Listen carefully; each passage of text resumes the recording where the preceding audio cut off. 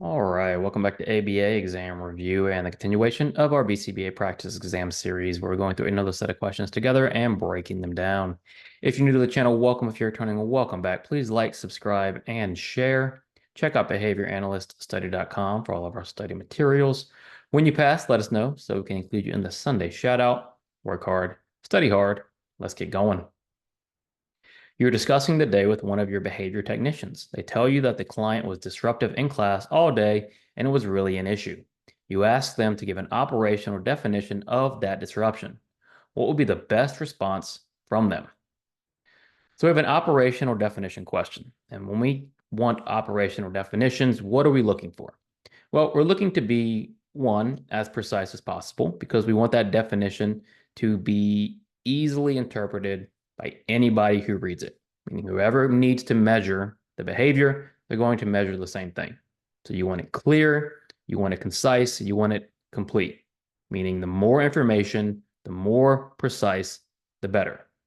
So we want to be objective, obviously, and avoid subjectivity. So if we're trying to get a operational definition of disruptive, what's going to be the best response? A, the student will become bored or frustrated and disrupt the class frequently. It's not a very good definition, right? Because now we're attributing disruption, which we still don't know what disruption means, to boredom and frustration, which we can't measure. A is just not a very good operational definition in ABA. B, the student would often talk to peers while the teacher was talking or get up without asking. It's better. We can observe that, right? We can see them talking to peers if the teacher is talking or get up without asking. It's still pretty vague, not a lot of information, but it's definitely better than A. C, the student was disruptive when they left their seat for more than 5 seconds without asking or talk to their friends during instruction. Even better, now we've got an actual measurable time frame. We can observe leaving seats without asking or talking to friends during instruction, and we've got a time frame. C is better than B. D, the student caused constant issues in the class and had to be corrected at least 5 times. It's not really defining the behavior. It's just describing to you what happened. So D is not going to be a good definition, maybe a description, but not a good definition. So the best definition is clearly going to be C. That's the most complete. It doesn't have that much information. Could we do better? Probably. But given our choices, it's going to be the best definition here. The student was disruptive when they left their seat for more than 5 seconds without asking or talked to their friends during instruction. Last night, you went out with a couple of friends and had more drinks than you expected to. This morning, you woke up feeling awful, so you went to Waffle House for a big breakfast. After you ate the breakfast, the awful feeling went away, which made you want more Waffle House after drinking. What was the likely consequence of eating the big breakfast? All right, so we've got a consequence question. With consequence questions, we want to ask ourselves, how is the behavior changing in the future? Is it increasing? Is it decreasing? If the behavior is continuing or increasing, we know it's reinforcement. If it's decreasing, then it's going to be extinction or punishment.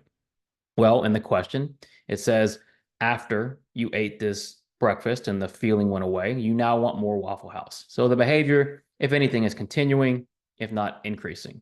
And so we know we're dealing with some sort of reinforcement consequence. So now we have to ask ourselves, was it positive, meaning added, or negative, taken away? Well, let's look at the information we know. You went out, you had more drinks, and so you woke up feeling awful. You went to Waffle House for a big breakfast, and then when you ate, the awful feeling went away. Let's say the antecedent is you're feeling awful. The response is you ate breakfast at Waffle House. The consequence was the awful feeling went away. So the consequence removed the awful feeling, which made you want more Waffle House in the future. So we're reinforcing it through negative reinforcement. So if we look at A, positive reinforcement, well, the consequence took away something, right? It took away that bad feeling. It was the removal of the bad feeling that made you want more Waffle House. So what we're looking at is B, negative reinforcement. C and D both have to do with punishment. And as we just covered, we're not dealing with punishment here because that behavior is increasing or at least maintaining in the future. So the likely consequence of eating the big breakfast was B, negative reinforcement. Ms. Roberts teaches a child to match the words she says to the corresponding picture card. Separately, at home, the child's father teaches the child to match written words to spoken words. One day, without additional teaching, the child is matching written words to picture cards at school. What concept is the scenario most likely demonstrating? If you've been studying a while and you're starting to feel pretty fluent, then this should be a pretty easy question, because as you're reading this question, you should be thinking of one thing, and that's going to be that stimulus equivalence, right? Because we have Miss Roberts, who's teaching a child to match the word she says to a picture card. So let's say A to B. And then separately at home, the child's father teaches the child to match written words to spoken words. So let's say A to C, right? So already we're getting into stimulus equivalence. And now, without any more teaching, the child can match the written words to picture cards, B to C. So now we have what appears to be some sort of transitivity, where we have A equals B, B equals C, therefore A equals C. In this case, therefore B equals C. What concept is that demonstrating? A, multiple control. Multiple control, as we learned from our last video, has to do with verbal operants, and verbal operants coming under the control of different variables. We're not looking at verbal operants here. What we're looking at is stimulus equivalence, and this appears to be transitivity. C, identical matching to sample. Well, it's not identical matching to sample, right? Because we're matching words to pictures, pictures to written words, words to spoken words. It's just not identical matching to sample, because the samples aren't identical. And it's not symmetry, because symmetry has to do with the reverse, basically, right? A equals B, therefore B equals A. We've taken a step further. A equals B, B equals C, therefore A equals C, or in this case, how we laid it out, B equals C. So we're not dealing with symmetry either. What we're looking at here is this idea of stimulus equivalence, where we have all these concepts and relationships being formed through derived relations of stimuli. A gymnast believes she has perfected her floor routine for her upcoming competition. Her coach, however, says that her foot placement could be improved and she should add an additional rotation to her twist. What type of teaching is the instructor looking to do?